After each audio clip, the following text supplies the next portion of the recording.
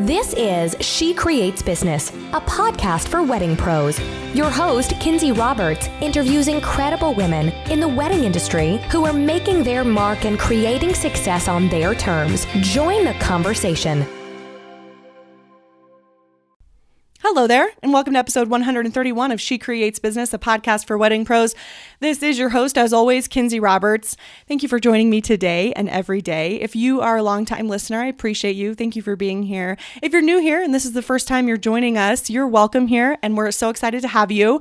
I am the host of this show, of course, and I am also a wedding venue owner in Colorado. And every Tuesday and Thursday, I publish new episodes where I interview women entrepreneurs in the wedding industry. So glad you're here. So happy you're joining us. Whatever you guys are doing, if you're driving on a road trip, you're headed to a wedding weekend, you're doing the dishes, you're working out, whatever it is, we're going to have fun today. My guest today is Michelle Durpetti of Michelle Durpetti Events. And this interview kind of blew my mind. Not only is she a luxury wedding and event planner in the Chicago area, but she's also the co-owner of a hospitality group. Isn't that interesting? I loved this. So she is a planner, a venue owner. There's a restaurant in her hospitality group. Her family is just crushing it. It's super fun. And she goes into all of those details and how they strategically added each piece to this hospitality group over the years. And I know you're going to find this really interesting. Michelle has such a cool outlook on this business because she's been in the industry for so long, and she has an amazing luxury business, but she's just so realistic and so open about her experience. And what I loved, what she said at the end, I'm not going to spoil it, but I asked her just for kind of a key takeaway for all of us, and I made it my word of the year. It's like my phrase of the year, actually, because if you figure out what it is, DM me on Instagram and then I'll send you something special. If you figure out what I made my phrase of the year, because I was just like, oh my gosh, yes. When I asked her, what is a tip you would leave us with? And she just said, fill in the blank. Not going to spoil it. It's going to be at the end of the show. You guys find it. And I think you're going to be like, yes, I want to do that. So I'm going to read her bio from her website. I couldn't have written it better myself, and it's a really good one. So she founded her company in 2008 on the principle that event planners must be good sources of creative ideas combined with practical experience, flexibility, and know-how to manage an event from beginning to end. Since then, she's proud to say that she's been privileged to work with corporate, social, and nonprofit clients, producing numerous events throughout the country. In 2010, she decided to expand her list of services to include wedding coordination and destination management, in addition to event management and creative development. She's a third generation of entrepreneurial spirit and passionately dedicated to the evolution of her company and her perpetual commitment to excellence to each of her clients. Yes, right? Michelle was actually selected as a Bride's Choice winner on Wedding Wire and a Best of Wedding Planner on The Knot. She's been a member of Style Me Pretty's Little Black Book and Grace Ormond's Platinum Wedding Vendor. My goodness, she's been featured in all of the publications that I know like Style Me Pretty, like Today's Chicago Woman, like Mod Weddings, Wedding Chicks, Style Unveiled, plus. The list goes on. She's absolutely incredible. She has studied in both the United States and Italy, earned her bachelor's degree in communications.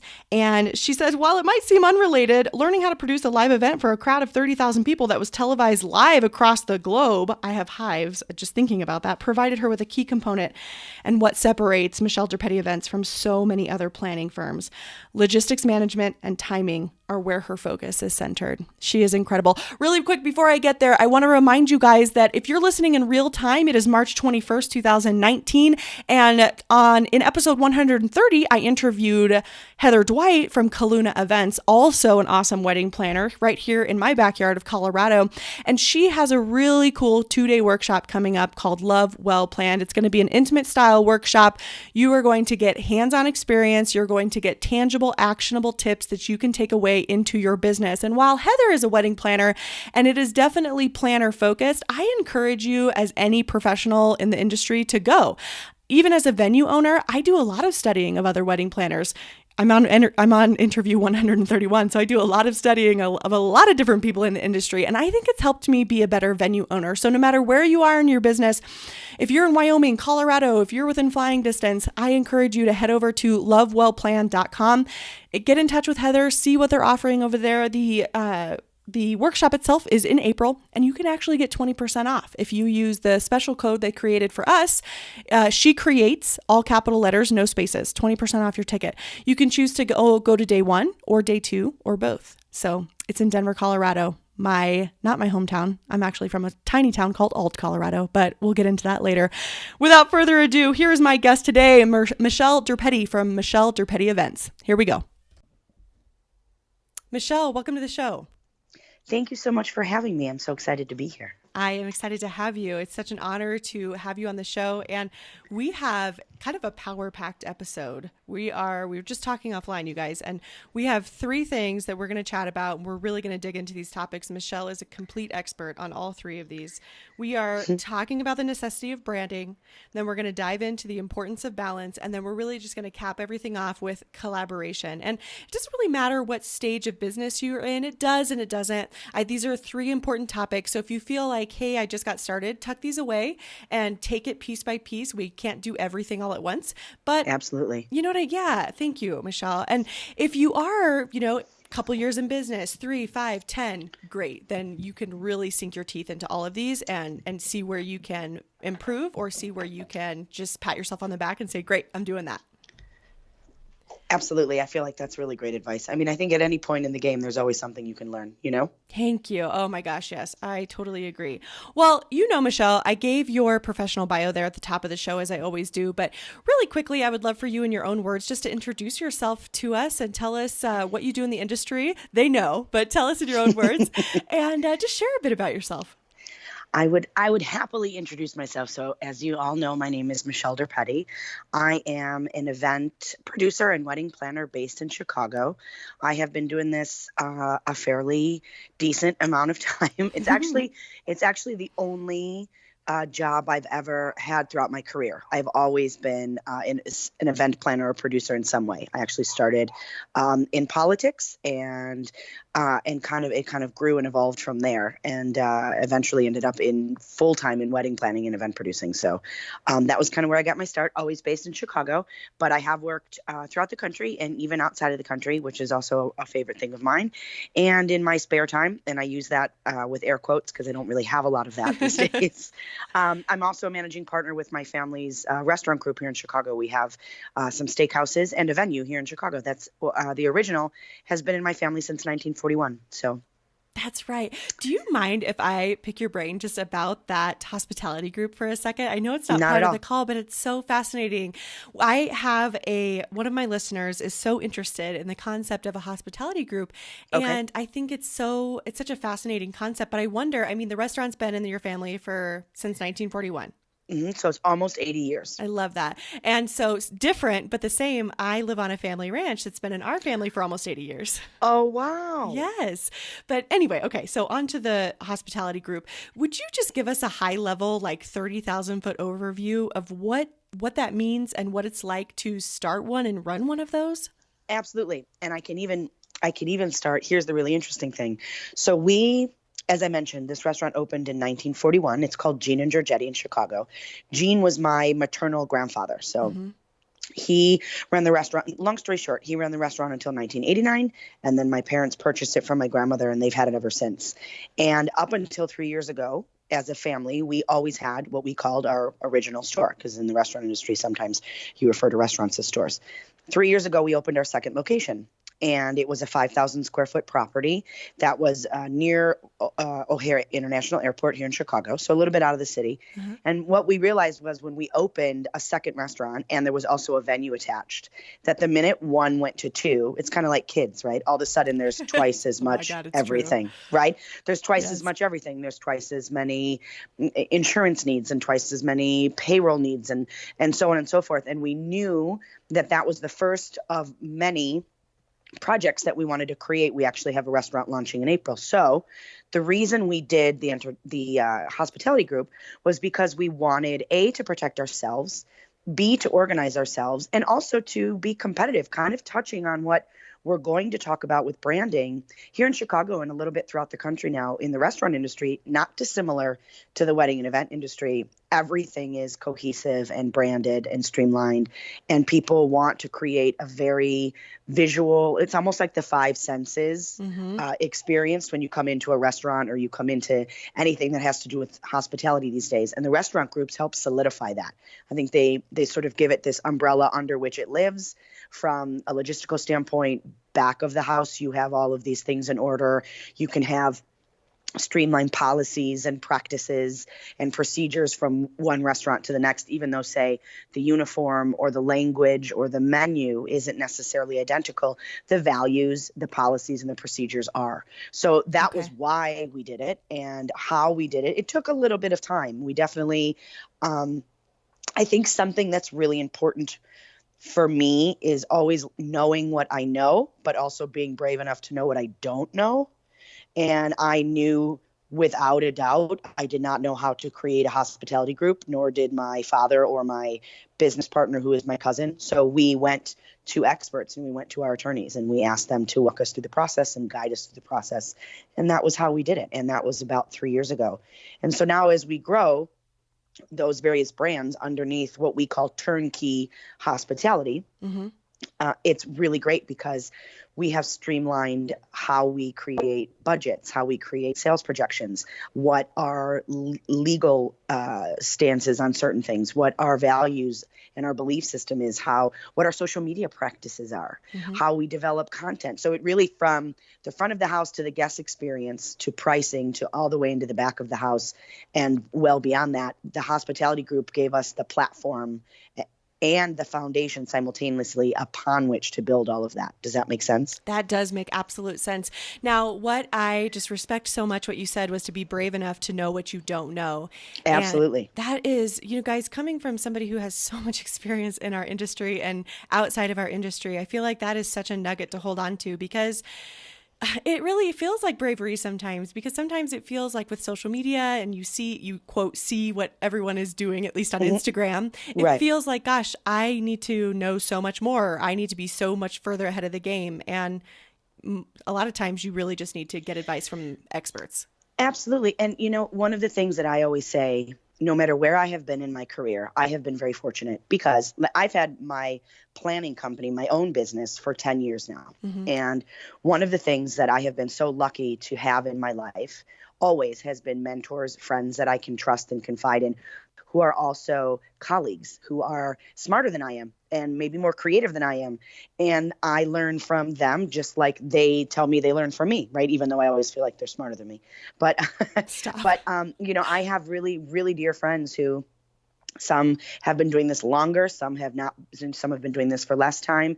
There's a group text here in Chicago of wedding planners that we talk every day. There's about 7 to 10 women wedding planners here in Chicago who own and operate their own businesses that I speak to on a daily basis. And when it comes to the restaurant industry, we brought in, and our restaurants, we brought in consultants, because even after we formulated the hospitality group, we knew we had more to learn. And if for me, I walk into everything that I do a perpetual student. It definitely makes my life more full, and it makes my job more rewarding, because I come out of every experience with some kind of personal nugget gained. So I always trust, I try to create really great relationships and then trust them and use them. Because listen, Instagram lies. It does it politely, right? You heard it here first, folks. Right? And it's true. Even my own Instagram, it's like I'm never without makeup, and my hair's always blown out, or I'm always setting a beautiful piece of floral on a table. And of course we use the captions are meant to engage potential clients or inspire or educate. And that's great. Instagram is a great platform for that, as is a blog and Pinterest for what Pinterest does and all that. But there is it's okay to have a little bit of behind the scenes that you don't necessarily share on social media, that you discuss in person or on the phone with those people you trust, and then apply it. Instagram, I always tell people, take a deep breath, because I guaranteed you, not every one of those posts means it's a great day for everybody. So it's okay to be human, Yes, please. Well, now that we brought up Instagram, Pinterest, which are part of branding, let's dig in. I was just making a little note here, Michelle, and I know you're super busy. So like, I don't know, maybe 6 months down the road or next year, we can just have an episode just on hospitality group. Okay. Anytime. Thank you for indulging me there. I really appreciate it. Yeah. Okay. The necessity of branding. I have a lot of questions here, but I want to get started with you. So if we could I love to do things kind of in tips, just because I think it's easy for the brain to take in. Okay. So why don't does that sound good to you? I would love to do like maybe 3 to 5 branding tips that we can internalize and go put into action. Okay. So 3 to 5 tips with branding. Let's just start with like, when you're coaching, a planner, whoever it is, when you're coaching a professional, what's one of the first things you talk about when you talk about branding? Honestly, even not necessarily confined to, say, coaching or having a conversation with somebody, just in life in general, I look at everything as branding. From how I lay out my Instagram to how I walk down the street to how I hold the door open for somebody. For me, I start with my own self. What is the image? What is the overall package that I want to project out into the universe? This is how I simplify it in my own head. So I think about who I want to be. How do I want others to perceive me? What is the message that I want to convey? How do I do that on a consistent basis? What does it look like? What does it sound like? What does it feel like? How does it make others feel? And I make sure to check that along the way. I kind of audit it and sort of take its pulse to make sure that if it needs to evolve, that it is evolving, and so on and so forth. So that was something I learned really early on in my career when I actually worked for a public affairs firm. They dealt a lot with crisis management. Okay. And so something would go wrong for a corporate client or a hospital or something along those lines. And they would step in and they would correct. They would be the spokesperson, try to redirect the messaging, try to slow down the crisis. And I learned a lot from that about branding, as crazy as that sounds, because in that moment of urgency, who you are and what you are about, just like any moment of urgency in life, it really kind of comes to the surface, right? So that was where I started. Who am I? What do I want to project? Who do I want to be? When I'm in Starbucks, when I'm talking to a bride, when I'm sitting with my family in a restaurant, who am I all the time? So once I really started thinking about that, then I built that into, who do I want my business to attract? What do I want it to say? Who do I want it to be? How do I want it to look, right? How do I want people to feel when they interact with it via Instagram or myself? Because I am part of my brand. I'm not necessarily my brand. I'm not Michelle Durpetti Events. I'm part of it, even though I had a really non-creative day, the day I named my company. Because every time I answer the phone, I have to say my own name. But we could just come up with like a business name. Hi, Michelle Durpetti. God. This is Trixie. Yeah, any suggestions? Feel free. Just let us know. Because I always wanted to do like Now What Productions, just so I could answer the phone. Now what? Yeah. But anyway, what I started doing was building this base of, okay, this is who I'd like my business to be. And when I started 10 years ago to where I am now, that answer has changed probably 150,000 times, because when I first opened my business and I asked myself the question, what is MDE? Who do I want it to attract? The answers were anyone who was willing to pay me. Anytime I can get work and grow and get more experience. It was very different when I was first opening, right? And the market was very different. There weren't as many planners. It wasn't as competitive. People didn't necessarily have as much of, maybe a little bit, but I don't think as much of a preconceived idea of what a planner should or shouldn't be. That age-old argument of, are you a planner designer? Are you a designer stylist? Are you just a planner? Now it's just a planner, right? Because that's not a big enough job. Right. I was like, that's a huge job. Right. Again, more air quotes. I use a lot of air quotes. But for me, that question changed many, many times. So I continue to ask it. So I think the first tip I would say is ask who you believe your company, what is the message? What is your mission statement? Who is your company? What is your company about? It doesn't need to be some giant long thing. It could be one sentence. We are a planning company. Okay, boom. And from there, you move on. Okay, so who do you want to attract? Who is your ideal client, right? What do you want to make people feel with the events that you produce? That's something that's very important to me, both in the restaurant industry and in the wedding planning business that I own. I love to always talk to myself about how people are feeling when they're interacting, when they're in our restaurants, when they're at one of the events that we produce. Because for me, what ties everything together is people are all coming to these events, or they're coming to this restaurant to feel something, celebrate a graduation or host a baby shower, have a wedding, whatever it needs to be. The feeling that you create in that moment that they're dining with you or that they're celebrating that milestone should last in their memory long after, say, the last dance or the check is put on the table, or et cetera, right? And so for me, that's where I base my branding. I love to make people feel things that resonate and stay with them long after the event is over. So I build everything around that. Okay, I have a couple of follow-up questions. What you were saying about when you're when you started this and saying that branding really begins with who you are. How do you hold a door open for someone? How are you coming across, of course, and you're this way all the time. One of the questions, I just did a survey of podcast listeners at the end of the year. And one of the, I asked people what they were, like what their biggest struggle was, or, however I phrase that, like, what are you struggling with this year? Biggest challenge. Thank you. Yes. And an answer that I got a lot, Michelle, was how can I attract more higher paying clients, or like, quote, the luxury client, or what have you. And I just feel like what you're saying might play a big part in that. It certainly can. And, can it? To answer that, to speak to that, attracting the luxury client is something that everybody in this business is always seeking and looking to do, to do it better, to do it more frequently, to do it more easily.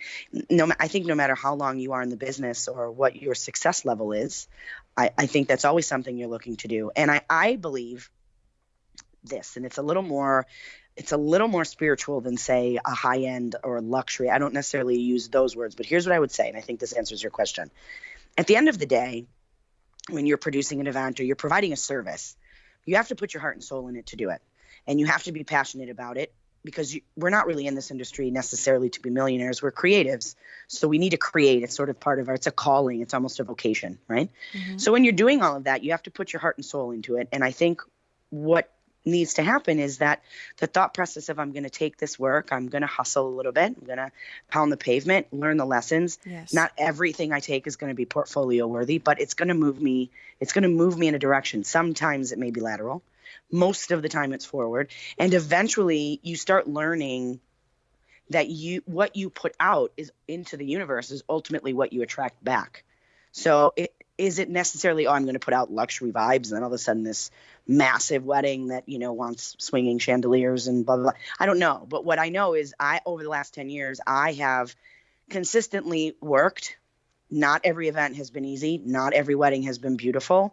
I've learned something from everyone. I've always stayed true to what I believed was important to me and ultimately my company. The more I believed in that, the more I continued to learn, the more opportunities came my way. So I feel like what I put out started to come back. So for me, that was more what it was about, which I know wasn't exactly the answer you were looking for. This is great. Okay.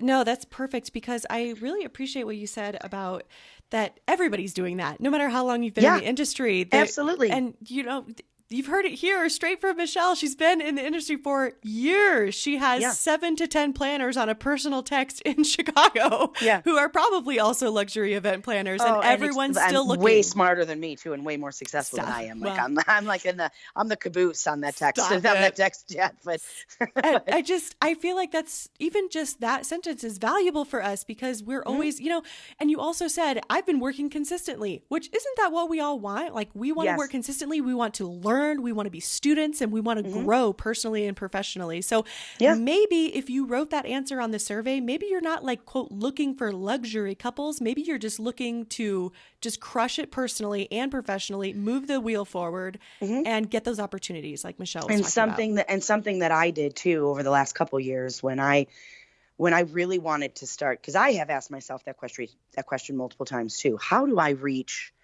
that client that I just want to work with? And I started really thinking about, okay, well, who's my ideal client? I actually love throwing parties and I love throwing events and I love inviting my loved ones to experience something. Last year, actually a year ago yesterday, I was married. Yay! And thank you. And I had this amazing, my husband and I had this really beautiful wedding. We were down in Florida. It was the most fun I've ever had doing something. I hired a planner because I firmly believe in the messaging that I communicate to my clients, which is you need an expert on the journey. I wanted to be a bride and not a client. And what I learned through that process was I love planning parties. I love planning experiences. I like beautiful experiences. I like attention to detail. All of a sudden, I started thinking, these are the same qualities that my ideal client would have, right? Not that I'm so delusional and being, well, I would be my own ideal client is not what I'm trying to say. Mm-hmm. But when I started connecting with that client and really realizing there were commonalities, all of a sudden it started getting a lot less intimidating to shift my Instagram a little more and speak more one-on-one to potential clients and they might not be a potential client for like 3 or 4 years. Maybe they're not even married right now, but something I put out on Instagram or something I blog about stays with them. Or maybe they have a friend that's getting engaged. Oh, I read this and that's actually happened to me where someone has reached out and been like, my sister follows you on Instagram and loves your posts. And I just got engaged and she told me I had to call you. And you're like, boom. And it worked. You kind of, you have to try, read I'm a voracious reader. I'm constantly reading about what's going on in the wedding industry and social media in general. How many hashtags, too many hashtags, how many times do you post a day? I tend to be wordy, as I'm sure you've already picked up on. So Which I love. I'm fine with that. I like really long posts, like when I blog and when I Instagram, and I like to really express myself. And sometimes people are like, you need to shorten that a little bit. I'm like, got it. So I'm always kind of tweaking and working. But I think at the end of the day, what I've always come back to is I know what resonates with me. I know what feels good. Going back to that, who am I? How do I want to be, et cetera. Finding a way to do that to others actually isn't that hard once you kind of bring yourself through the exercise. For me personally, at least. Okay. I have another question while we're on branding here, and this is kind of personal branding. You are an equestrian. I am. And you have enveloped that into your brand. I have. You put it on your Instagram. It's also in your bio. And I think that's such a cool personality piece. How do you feel like that brings clients closer to you? Or when did you feel comfortable to insert that personal part into your brand? Well, it's funny. For years in the industry, people would always say, oh, for social media platforms, you need a personal and you need a business, and they should never mix. And you need work and you need life, and there's balance. And I would always think to myself, but my work is part of my life. Mm-hmm. And balance is just life. It's not work life, it's life. Work is part of my life. Horses are part of my life. My family's part of it's all life, right? Mm-hmm. And so when I started thinking about that, it occurred to me, again, trying to reach clients, trying to resonate with just people in general. I am an amateur equestrian. I also have severe anxiety competing because I had a really bad fall several years ago and I was very injured. And so I had to fight tooth and nail to get back to a point where I could competitively show jump at 3'6". Okay. Mm-hmm. And I struggled with that. And I had to work really hard and I had to put in a lot of hours and I had to really dedicate myself to that. And it was early days and late nights. My clients never suffered.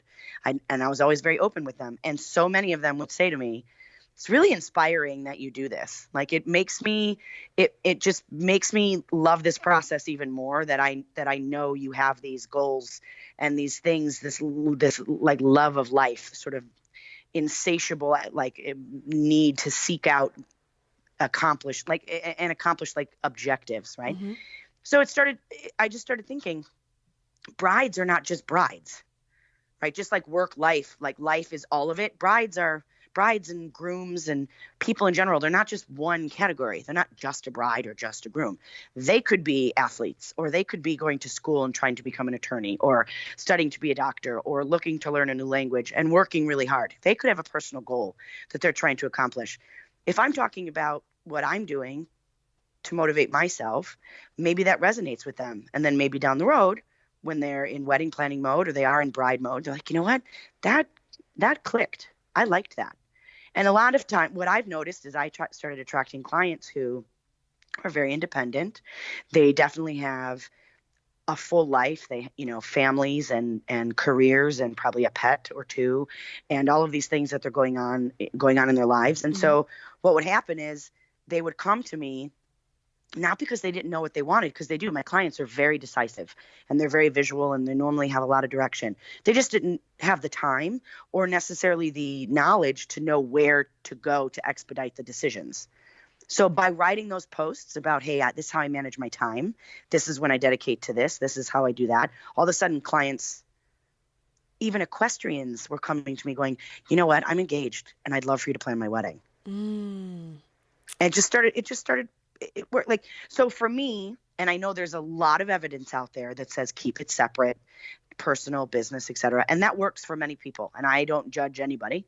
And I am very rarely the smartest person in the room. But what works for me is to create something out there in the world that says, this is my life. These are all the things that I do. This is what makes me a better planner. I know how to manage my time because I'm constantly managing my time. I know how to create experiences because I have to create them in multiple industries, right? I understand the importance of great food and beverage at an event because I was raised in a restaurant that creates beautiful meals for people. So it all makes sense to communicate it cohesively. It feels so good when you explain it to just say, work and life are one, it's a mixed bag. Yes. And it feels good to say that because it's true for all of us. Yes. It's so relatable. 100%. And like, I also always throw a monkey wrench out into so much of the verbiage that's out there, because for me, this term that gets thrown around a lot now, self-care, right? Yeah. So yeah. I always ask this question the same way I ask it about, work, life, or personal, public Instagram or personal business, whatever. So when someone says, well, I need to take some self-care time, does that imply that there are times in the day where you're not taking care of yourself? And that's the thing that always blows my mind. I'm like, no, I'm going to take care of myself. I'm going to know my message. I'm going to know my limits. It took me a long time to learn that, but I know them. And for me, it's all one floating thing. And I work a lot. I do. I work a lot. Sometimes my husband's like, really, can you put your phone down? But I love what I do. And I love the people that I get to do it for. And that also changes the game too. I didn't always have that. There were plenty of times I was working events and weddings where I was like, oh, but I stuck to it and I stuck through it. And now I'm here. So that's my little nugget of knowledge. I honestly am just like, I don't want to ask any questions. I just want you to talk. Like, it just feels so relaxing. And my head is exploding. I'm sorry. I didn't mean to make your head explode. No, in a great way. I love this. Okay. So I feel like we really dug into one part of branding, but I feel like it was so informative. Do you want to touch on anything else on branding before we move to balance? Well, I think yes, I do want to say a couple tips that I think are really important. Great. So once you've kind of established it, I think you always want to make sure you're educated on how to protect it. Because I think that's really important too. I'm married to a photographer. Like I mentioned, some of my friends are planners. I have some incredibly talented designer friends as well. The work that they create, the images that they take, the floral that they build, all of that, the food that they make, if they are chefs, all of that becomes part of your brand and your messaging and everything, your content. Protect it. Make sure you're protected. Make sure that it is cohesive and beautiful and all of those things. But if there needs to be rights or whatever that is, I always get educated and make sure that the back of the house is protected. Make sure that you dot your I's and you cross your T's and you know that what you're about to communicate out into the world is the right thing, right? I think that's really important. And then I think also know when to take its temperature and audit what you're doing. Don't be afraid to bring in somebody like a coach or an expert on social media to take a look at stuff. And I just did that a couple months ago. Actually, I had someone sort of go over my stuff, and there were a few things that I actually didn't agree with that she told me, but was very informative because it got me thinking. And it was amazing because I didn't even realize that my Twitter had accidentally been deactivated. And I had not, right? I didn't even know. Talk about branding, right? And why aren't you on Twitter? I said, what do you mean? I am on Twitter. well, your Twitter's deactivated. And I was like, oh, because I hadn't really paid attention to it, right? Sometimes life is a mixed bag, and I hadn't paid attention to it for like about a week or maybe even longer, and something had happened to it. So I was able to go back and discover that because I had brought in this person to sort of audit what I was doing. So I think again, going back to knowing that you know a lot, and knowing this too, you always know the best for your business. You always have the best intentions, but you may not always be able to execute it in the best way. And that's where some of those experts may come in, and it may not be something you can afford at the beginning of your business. Of course, like I was very lucky this year. I got to attend my first Engage Summit, right? And here it's like this masterclass on branding and fulfillment and so many of these amazing messages that are floating around. But that took me 10 years to be able to justify to myself investing in. It was worth it every minute of the 4 days that I was there, but it was a significant investment. So I understand if people out there are like, okay, well, how do I do that? Sometimes it goes back to just those friendships that you make and exchanging ideas and going and finding. It's so easy to read now, listening to podcasts like you. These are great resources. I didn't have those when I first started. Right. So I think utilizing resources to the best of your ability to continue educating yourself on what branding means. It changes daily, right? Yeah. So that would be my tip or two. Protecting it. I appreciate that. Okay, let's get into balance. Okay. And you've been in business for so long that I feel like this has probably evolved for you, especially now you got married last year. So things are constantly evolving. What are some of the things that you do or that you encourage others to do to invest in that balance? And what does that really mean, right? Because we kind of just talked about like the quote, self-care. Tell us. So balance for me very simply means this. Oftentimes throughout my day, I am very much a stickler about time management, and I'm very much a planner. I like to know where I'm going. I like to know where I've been. I like to know where I am, and I like to know where I'm going. Right? And when am I going to go, and what is the expectation? Unfortunately, the nature of the restaurant business, and sometimes even the nature of wedding planning, you can plan and plan and plan, like the expression, man plans, God laughs, right? Right. A lot of times you can plan and plan, and then life sort of just, the universe kind of has a different way, a different route for your day, or a different crisis that's going to pop up. So for me, the important thing is that I feel my feet are solidly on the ground. And even if I'm moving at a very fast pace, I like to feel that I understand everything happening around me. So for me, that's balance. And if I feel as though my day or my week or my month, for example, December was an entire month's worth of this, I felt like it was just flying past me. You know, when you're sitting in the car in the passenger seat and like everything looks blurry, I hate that feeling. So I like to figuratively sort of just put myself in a place where I can stop multitasking, because I'm a habitual serial multitasker. Like, 25 things in one day, no problem. 20 things in 1 hour, even better.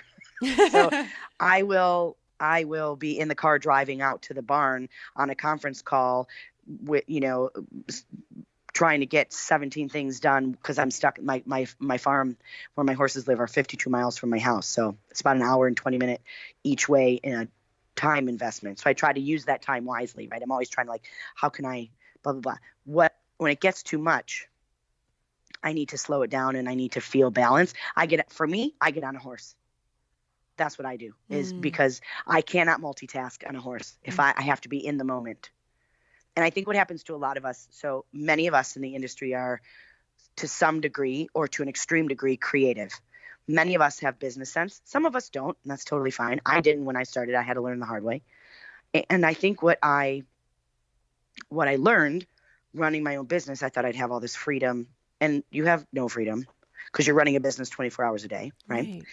And so what happens is I could eat standing up while I answer this email, get to that appointment I need to be with 3 minutes to spare. When I leave that appointment, I can get on this conference call. So you're constantly, how do I get it done? Where do I fit it in? So you're multitasking, you're moving in 100 directions. You're not necessarily in a moment, right? So for me, when I ride, I have to be in that moment. I have to be with my horse in that moment, knowing where we are going, knowing the language I'm speaking with my horse, who obviously we don't use English. It's a different kind of communication, That's right? right. Although I do think they understand me, but that's just me. I feel like they probably do. Yeah, like they're really close to talking maybe one day. I don't know. But it forces me. That is my center of gravity. That's my center of my world. Is I get on a horse, be it 15 minutes or 45 or whatever it needs to be.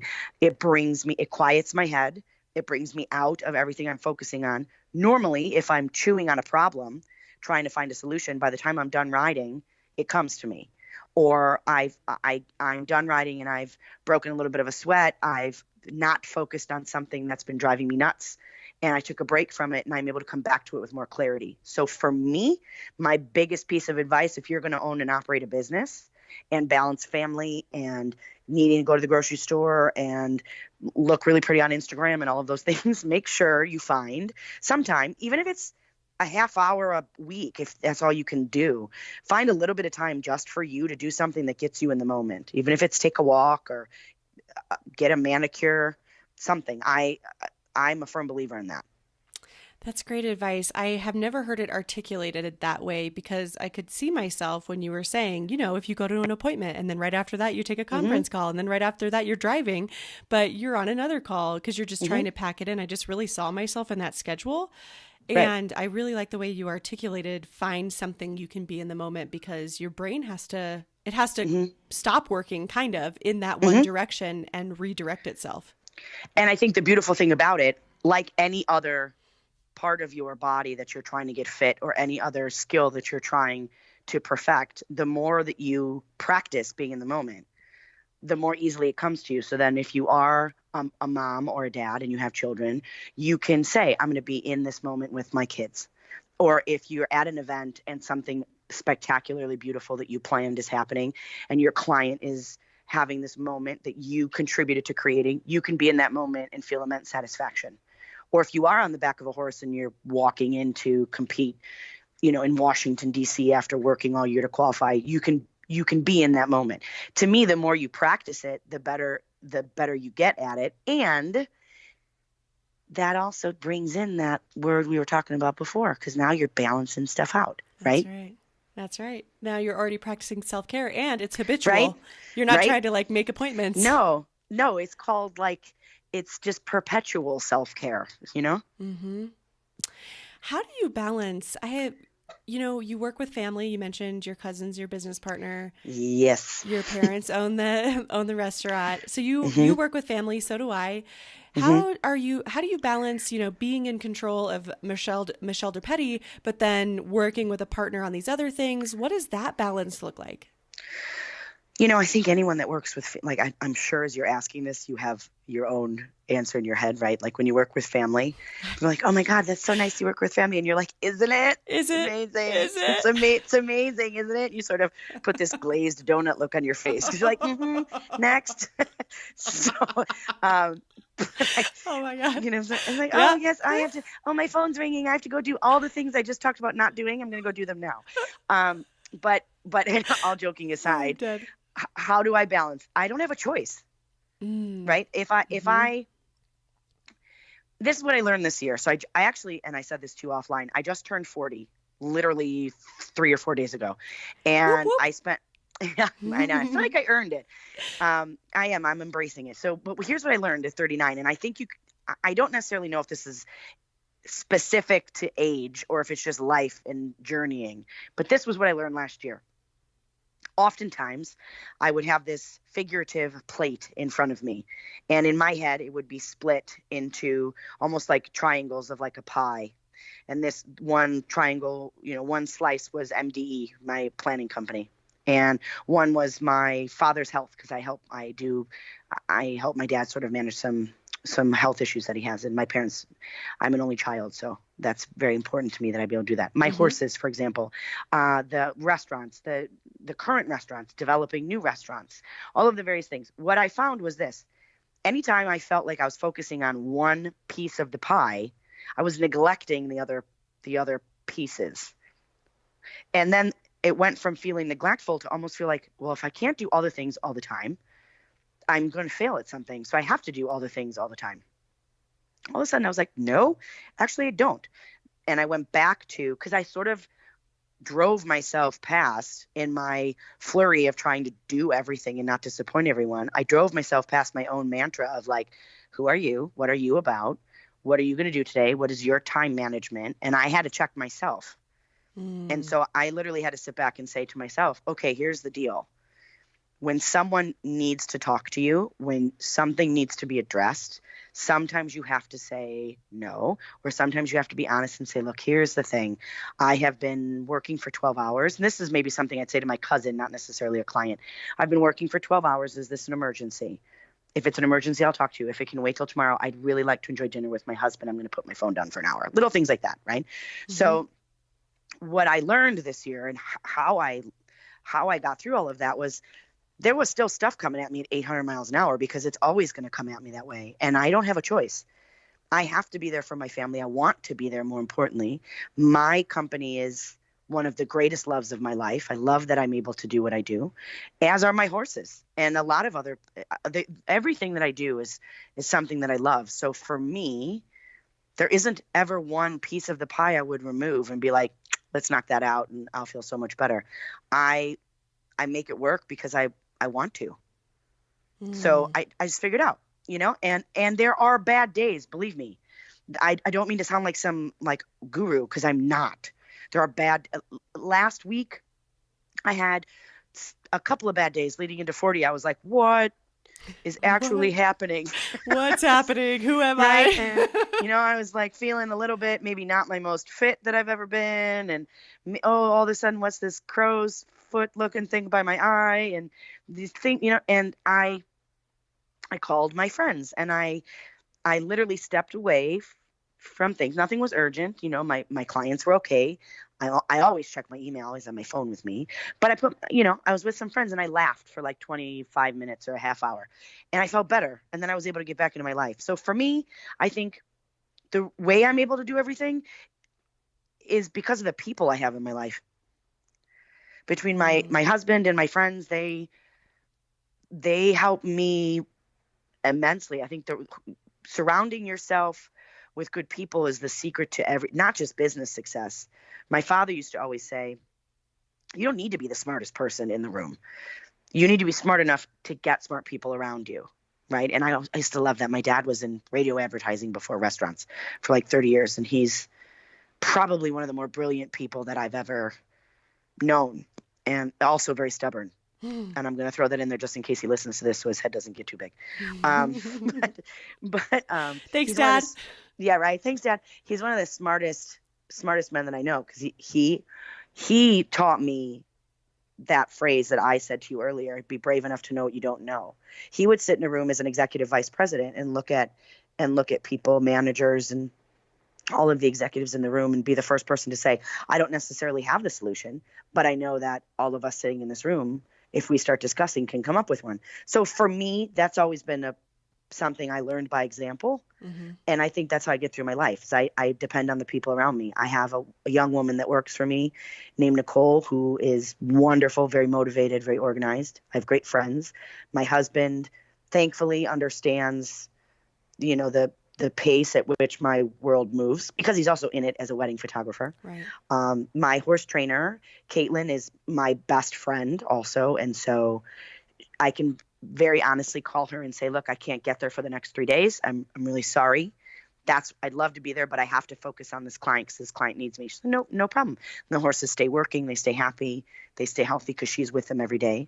And so I depend on people in every area of my life. My cousin is in the restaurants every day. I am not. Our managers are on location every day. I'm not. I have to depend on people to make it all work. And that's the thing I learned this year. I cannot do all the things all the time. Right. And I got to be mindful of my slices of pie. I really like pie too. So I got to be mindful of my slices of pie. Yes. Right. But I also need to know it's okay to maybe I can't do that today. Can I delegate it? Can I move it? Can I, whatever. Communication, relationships, all of that's really key, I think, to how I balance. And you know what you said that stuck with me a lot was that everything you were mentioning on your pie that I can just feel how much you love it. So Yeah. you've also cultivated a pie. I'm just going to keep going with that example. Yeah, You've cultivated a pie that you love. So Yes. it does not sound like you have pieces in your pie that you're like, ew, I don't want to do that. Yeah. You're busy. Yes, you have a full life. Of course, I'm not saying that you have a perfect life. We all do things we don't want to do sometimes. No, it's so far from perfect. Yes, of course. We all do, right? But you've also cultivated these meaningful things that fill up your life. And I feel like that's something that we could all learn from. 100%. I often use I am unapologetically imperfect. I am unapologetically, I will not apologize for not being perfect ever, because I feel like if you go down that rabbit hole, all you're doing is then like, oh, maybe I should be more thin. I'm sorry, I'm not thin enough. I'm sorry, I'm not tall enough. I'm sorry, I'm not enough. I'm sorry, I don't work with orchids enough to appeal to your aesthetic for your wedding. I'm sorry that I don't do this enough. I'm sorry, I don't have enough experience here. No, I'm not sorry.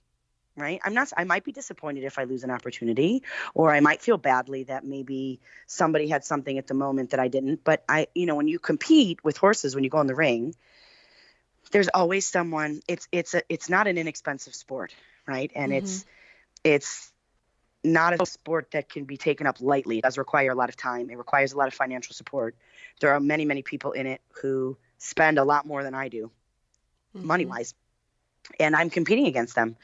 And guess what? On any given day, my horse that I compete with a lot, his nickname is Mo. On any given day, Mo can go in that ring and can go up against, Mo is probably like, I would say, like a Cadillac, and he can maybe a Ferrari's in the ring or something is in the ring competing, and he could go in because his heart and his just great brain and his spirit, all of that is there. On any given day, the Ferrari could have a bad day and we could step up, right?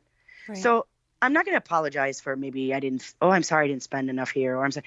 I've learned like what I like to do is say, okay, if that's a place I'd like to go, what's it going to take for me to get there?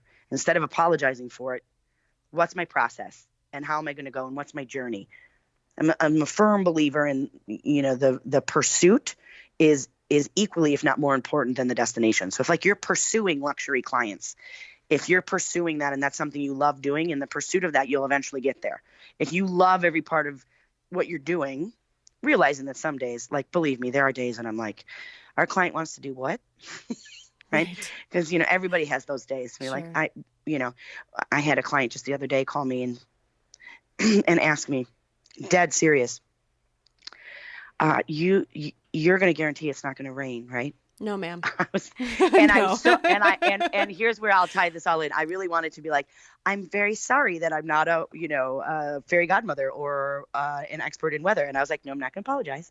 And what I said to her is, thank you for thinking that I'm capable of that, but I haven't gotten there just yet. So that was kind of how and I think she understood, and I know she would be okay with me mentioning the story because I told her I was going to tell everybody the story, because it was kind of the best compliment ever, right? That she's developed such a relationship and such a trust with me that she didn't even think to ask me that. Like, it would just, That's so true. She just, right? And so instead of it being like, oh, these needy brides, I was like, this is kind of amazing. It's hilarious and it's inaccurate, but it's amazing. It's a compliment. So I don't know. That's just my way. This is okay. So I just feel like, I wrote down about 100 things. I know we don't have time for my 100 things, but when you are, as you get just deeper and deeper into this industry, how do you pass this knowledge on to your clients? Because I feel like they could benefit from this so much. Do you feel like it just happens within your workflow, or, because they need balance too, and they need to feel that balance in their event? Yeah, absolutely. So it's funny that you asked that, because this actually ties in a little to branding too. So when I started really thinking about what I wanted to communicate out, right? Who I wanted to attract as a wedding planner for my company and all of those things. One of the things that became a priority to me, and this may resonate, I would assume this is probably going to resonate with a lot of people.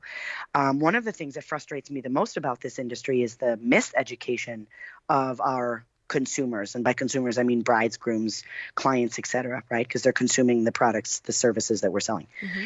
and they're miseducated all the time. Certain, platforms will say, here's, pay to advertise as a planner, pay to advertise on our site, and we'll give you a premium listing in your zip code. And then right next to where I've paid my hard-earned money to do that premium listing is an ad for an article written on the same platform that talks about how to DIY a wedding.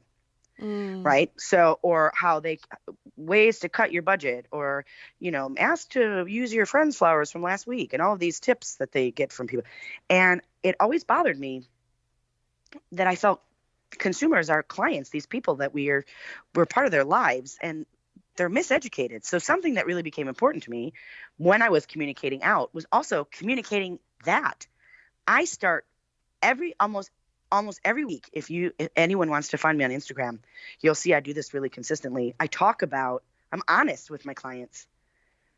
I'm at a point in my career where I want to work with everybody. I want to help everybody all the time. I can't.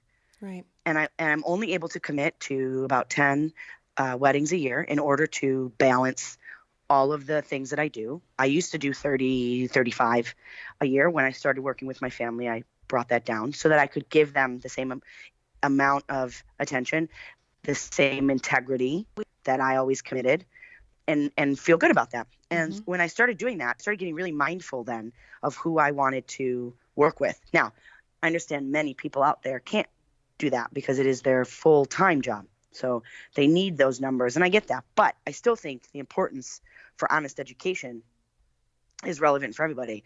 I'm interested in talking to you about wedding planning services. What's your pricing? And I would say, before we go there, let's have a conversation. Let's talk a little bit. What is your vision? What's your intention with your wedding? What would you like to accomplish? Tell me a little bit about your love story. Tell me who you are. I very rarely go directly to money. I want to learn a little bit about who they are. It helps me check, is this the person I want to attract? Right. Is this a person I'll have synergy with?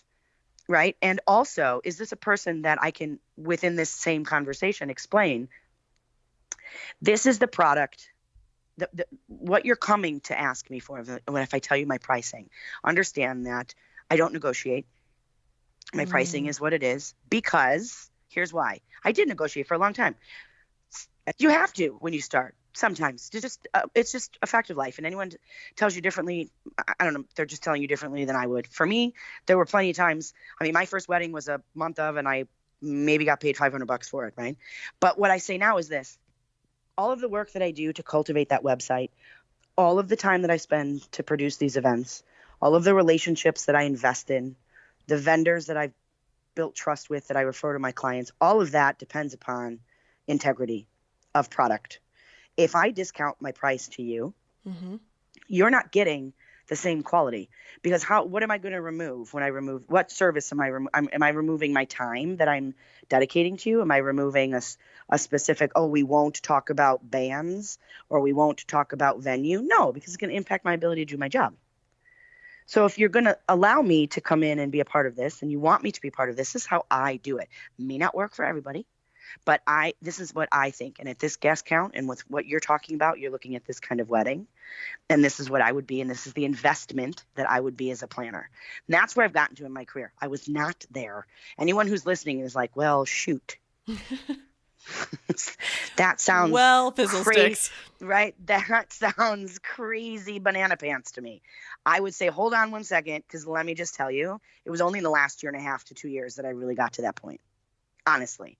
And maybe someone else would tell you that, but like when you go in the wedding industry, there's always industry events, right? And you go and they give you like stale cupcakes and flat champagne, and you stand around and everybody tells you how busy they are. Oh, I'm so busy. I just don't have a moment for myself.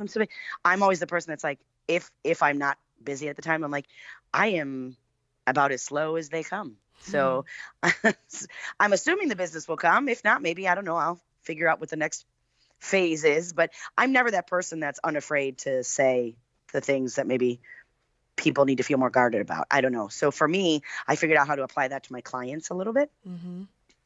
And I think by stepping out with that need to educate, it's not just about protecting my integrity, it's also about theirs. Yeah. That to me talks about balance. That goes back to everything I've talked about with you tonight, to me, intersects beautifully. It's almost like there's instruments playing the same symphony, right? It's always the same piece of music. And I like that. The balance that I have in my life, the balance I seek in my life, it's the same, the communication that I talk about all the time, the time management, the humor that I have, I give that to my clients. So like what you see is what you get. And so I think with my clients, what I find is they, for the most part, really appreciate that. I mean, every once in a while, I still to this day will get a client that justifiably will say, you have been on the road for 3 or 4 weeks and I haven't seen you. And I keep in touch. I send them my schedule. I let them know where I'm at. I talk to them. I was in Italy with my family for 2 weeks, and I was talking to my brides when I was in Italy.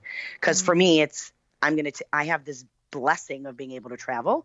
I can set aside an hour or two of my day, barring that I'm not doing anything hugely, monumental, what life, moment.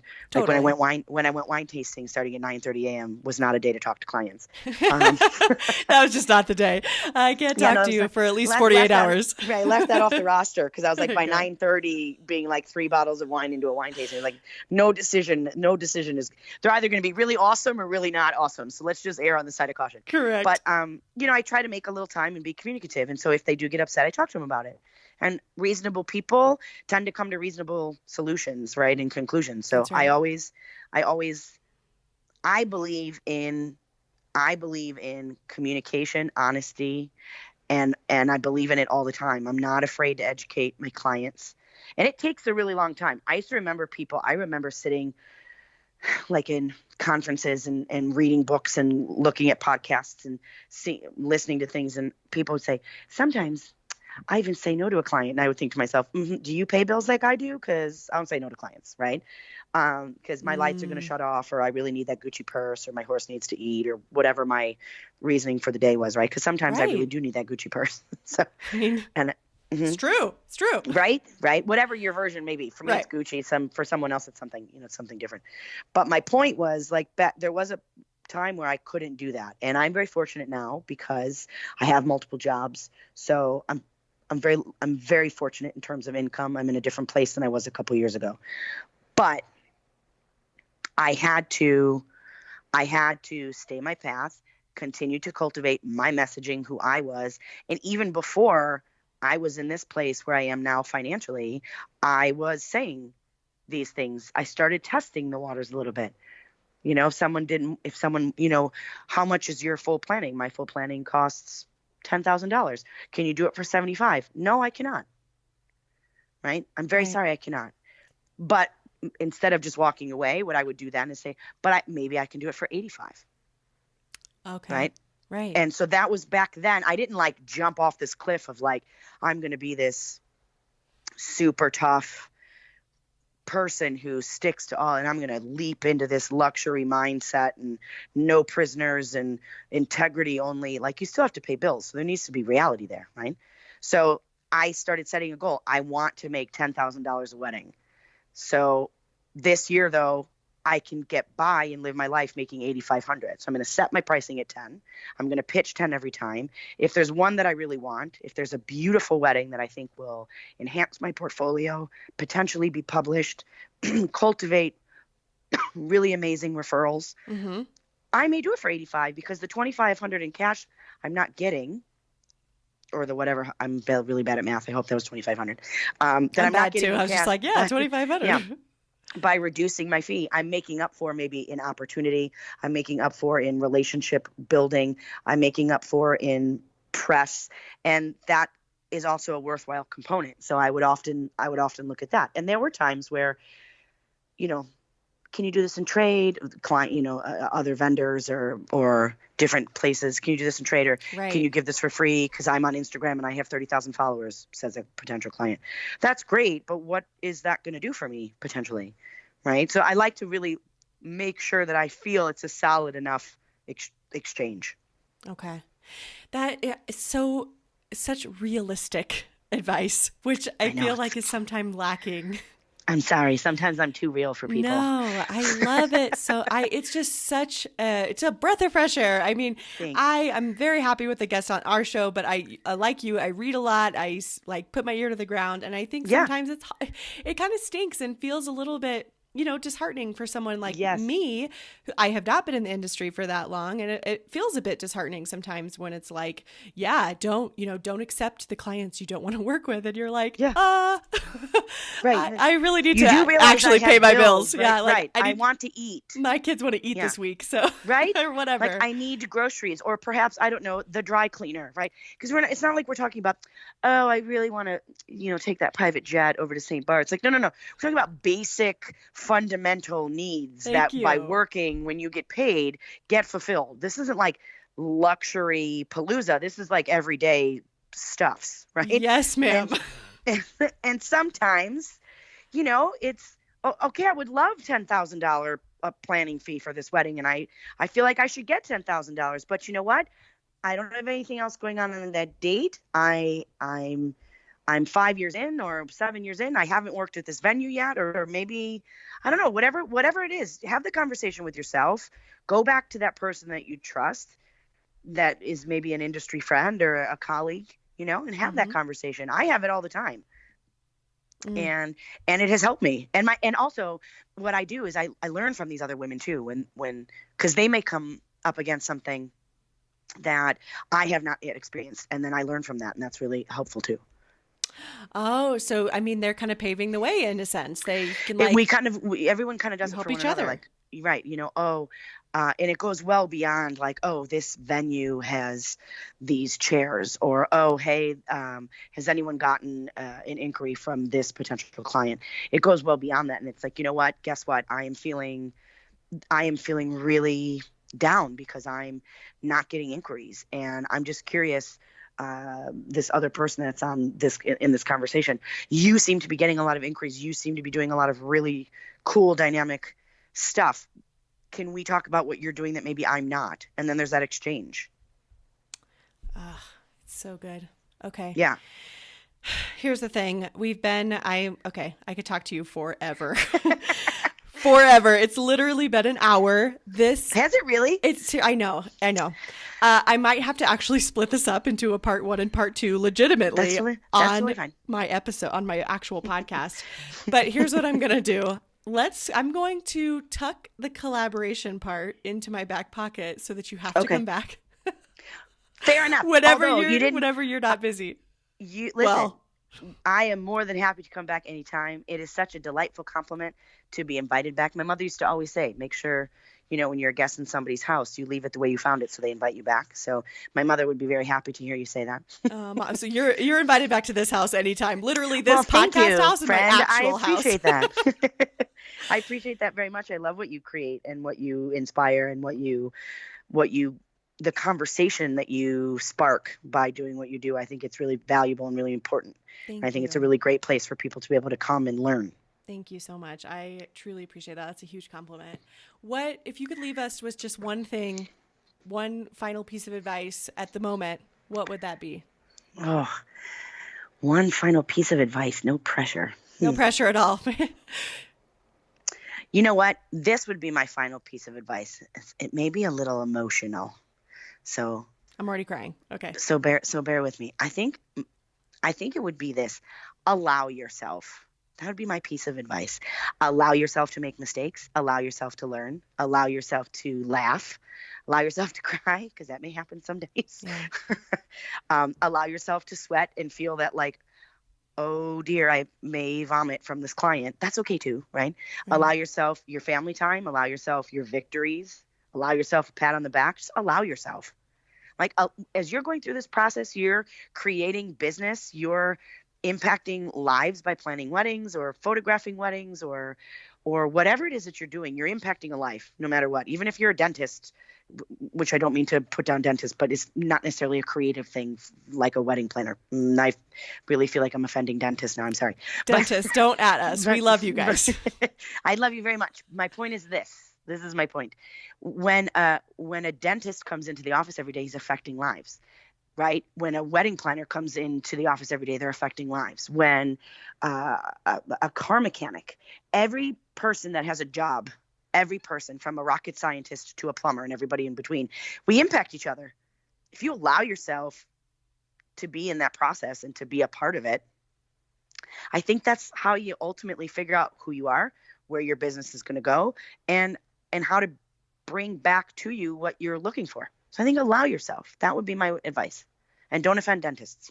And and also that last piece of advice. Yes, I'm very sorry. That's everything. Yeah. Where can we find you online, Michelle? Tell us where everyone can find you. You can find my business online at www.durpetti.events.com. And of course, as I mentioned a bunch of times throughout our conversation, I'm on Instagram at @Durpetti.events. And I'm on Facebook, Michelle Durpetti Events. I mean, you can kind of find me Twitter, same thing, Durpetti Events. You can kind of find me everywhere. Perfect.